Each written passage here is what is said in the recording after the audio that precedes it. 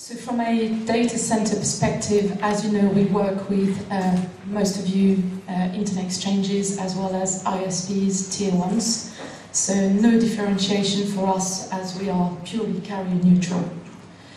So what I wanted to quickly review with you something that could be interesting for us in data centers as well as for you as part of the internet exchange communities, and where we see the trend of the internet exchange going as a pure data center provider. So happy to take any questions or comments because, as I said, this is what we see. It might be different from your side.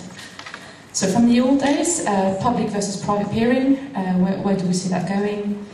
Where do we see the internet exchanges being used for specific services and the future of internet exchanges?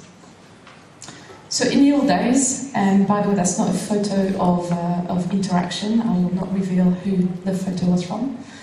But this is how peering used to be done in the data center. So internet exchanges being present in 1 or 2 locations per country.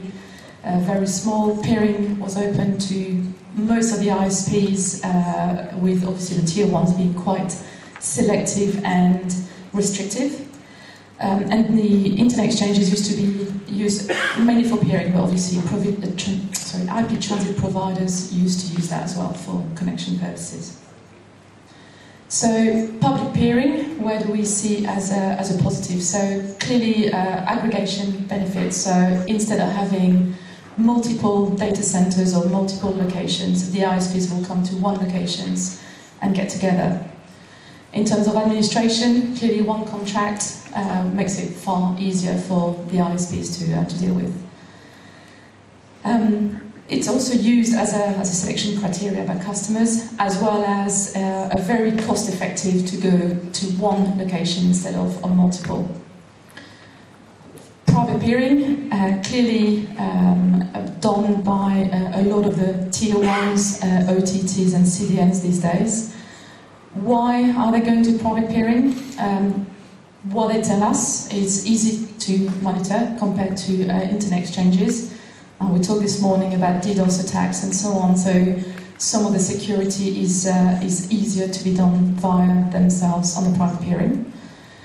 Cost effective, with the cost of per meg network these days being so low. I mean, we're talking at the moment on the big tier ones at less than 0.1 euro per meg. When these guys run a 100 gig network, as we've been hearing before, sometimes it's cheaper for them to run a private peering instead of going through internet exchanges. So cost of ports, cost of upgrades, and so on.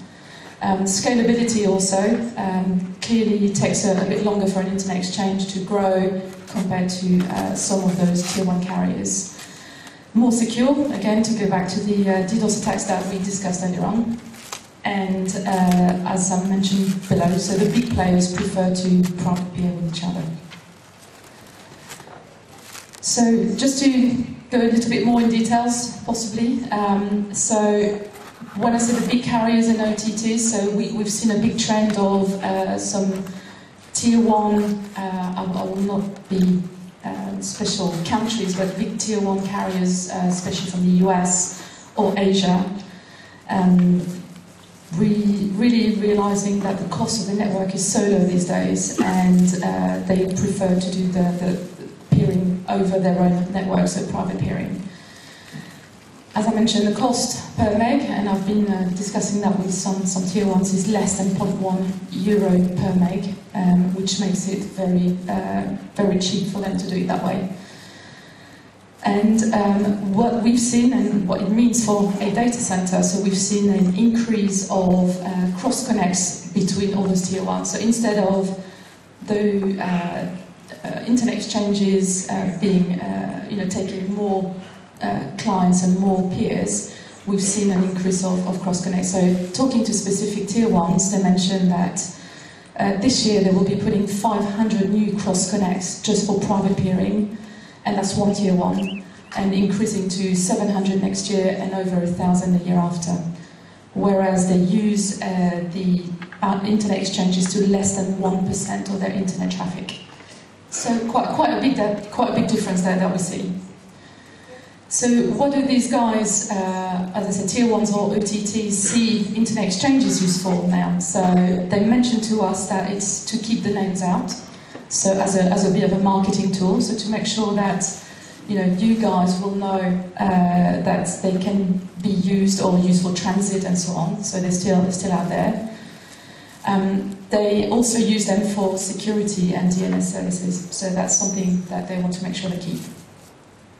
So where do we see the attraction of internet exchanges, and where do we see the new peers coming from? So we see them as more what we call the regionals, either pan-European or Eastern European would like to come to Europe, and so on and so forth, as well as local ISPs. So the attraction of internet exchanges is moved from being the big tier ones wanting to advertise themselves to a smaller regional group who is for them the only way in terms of cost-effective methods to come and peer with other carriers.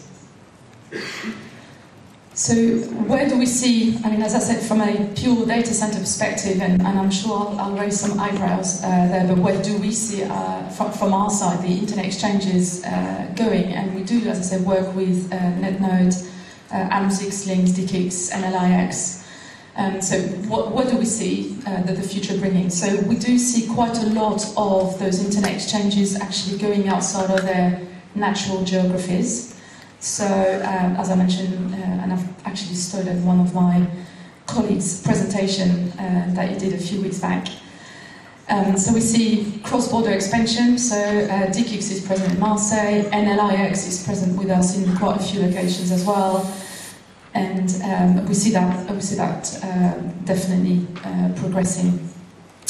We also see the internet exchanges doing some deals with the megaports and the IIX and so on, so to be used as a way to cross-connect, so virtual cross-connect between different locations using those guys. We see them as disruptors because they clearly take the data center model away from us, but we also see them as a way to use the sort of international reach that they have to take you guys, so ISPs, to locations where you might not have the facilities to do it yourselves with the cost of networks. So where do we see this going? So the message, as we've been told, is quite clear from all the tier ones and OTTs, is they will carry on doing private peering. This is the way forward, and the message for us is we will see more and more cross-connects between all the tier one carriers.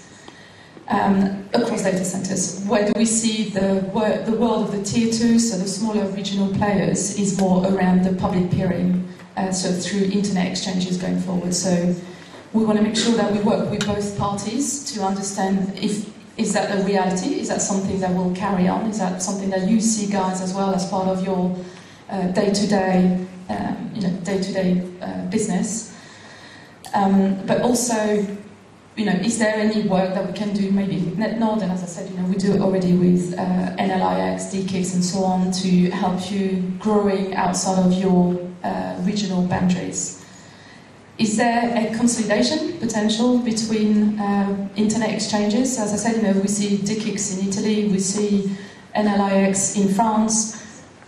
What is the, what does it take the specific internet exchanges of that country to go to another country? Does that mean that maybe, I don't know, and I know Edwin and Berto don't shoot me, but NLIX merging with France IX, something like that, to avoid duplicating the costs and to try to maybe do a cost consolidation? I don't know. So it's something I'm open for discussion. And that's it from my side. So happy for any questions, if you have any.